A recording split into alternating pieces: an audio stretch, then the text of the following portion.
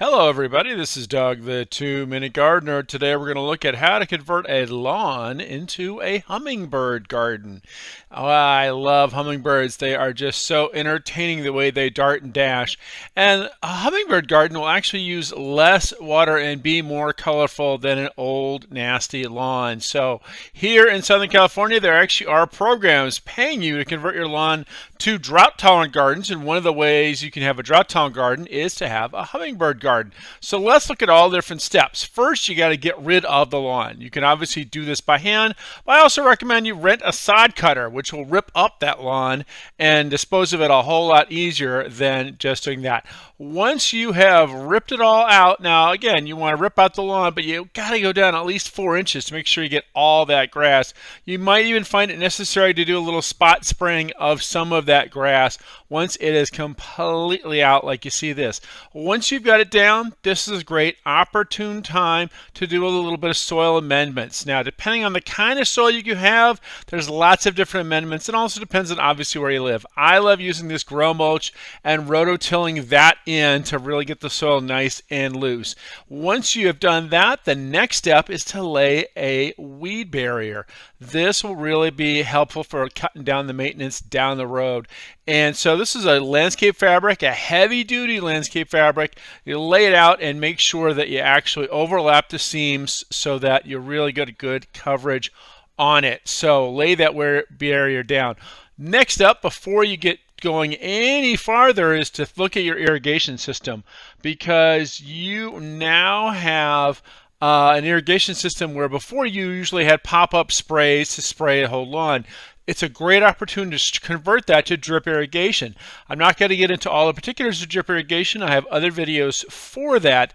But basically, before you start planting everything, you want to make sure you have your drip valves laid out and retrofitted for doing drip irrigation. You can't just slap a spaghetti adapter on it. You actually have to install a drip valve with a pressure reducer and a filter on it, and then you can lay the irrigation. But you want to do those valves first before you start laying out plants and all that kind of stuff. And this is what a drip irrigation valve looks like. All right, now you've done all the boring stuff. Let's plant some plants.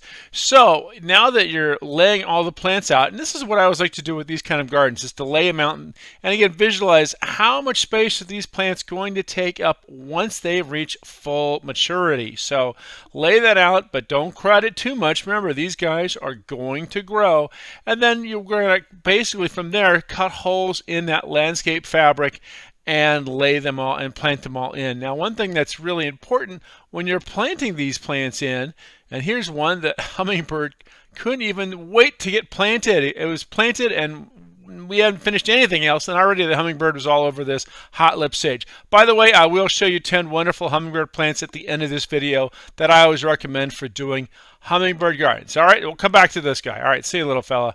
Anyway, so when you're planting these plants, it's really important that you also use a nice slow release fertilizer. I love these best packs. These are great for feeding for realistically 6 months. It says 12 months, but I always tell folks these are good for 6 months of slow release feeding. Okay, so you've planted them, you've put your slow release fertilizer in there, and now you're going to do the adjustment on the irrigation. You're going to run those lines and make sure you run those emitters to it. Now, with those landscape drip emitters, they come in different gallons per minute. So, make sure, look up what your plants need in your local area as far as drip irrigation. Finally, and this is really important, you want to make sure to put down a really good mulch on top of it. At least 2 inches of wood chip mulch. 3 or 4 is better depending on where you live and how hot your summers get. By the way, I always love recommending these dry stream beds as well. Those are really nice to include in any kind of drought tolerant garden, hummingbird garden. They kind of help redirect runoff. It's actually a requirement in the city of San Diego for the lawn removal rebate to do some kind of bioswale to reduce runoff. So it's one of those things that you have to do if you want to get the rebate. And by the way, talking about rebates, this is kind of unique for Southern California, but I bet more places will start doing this. They actually pay you $3 a square foot to remove your lawn and plant these plants. Speaking of the plants, let's talk about some of my favorite hummingbird plants.